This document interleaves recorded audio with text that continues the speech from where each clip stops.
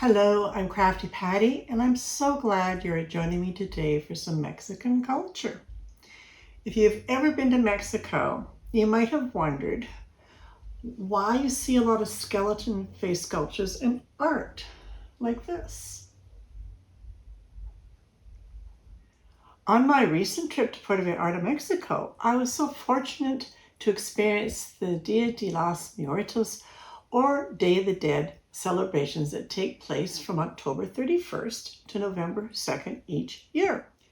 This traditional Mexican holiday honors deceased loved ones and features colorful altars, ofrendas in Spanish, and there'll be lots of marigold decorations. You'll see parades, music, and food offerings. On October 31st, this is the day that they celebrate the little angels.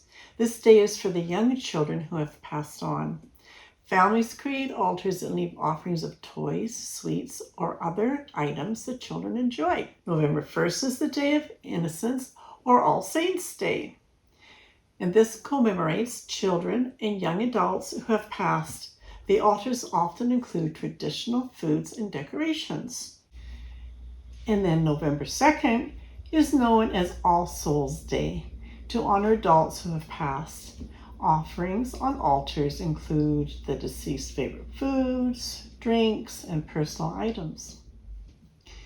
Each day includes vibrant celebrations and traditional foods like pan de muerto, making the holiday both festive and deeply respectful.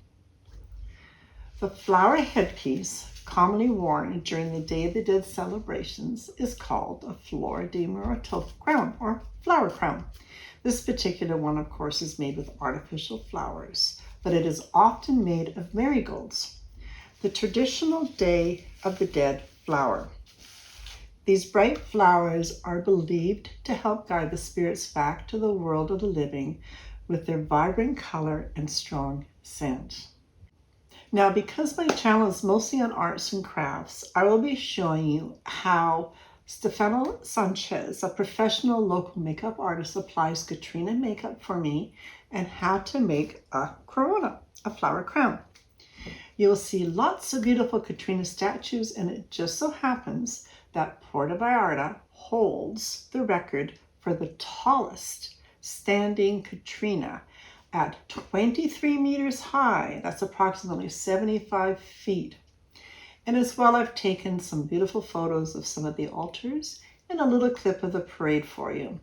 So continue watching and enjoy the video.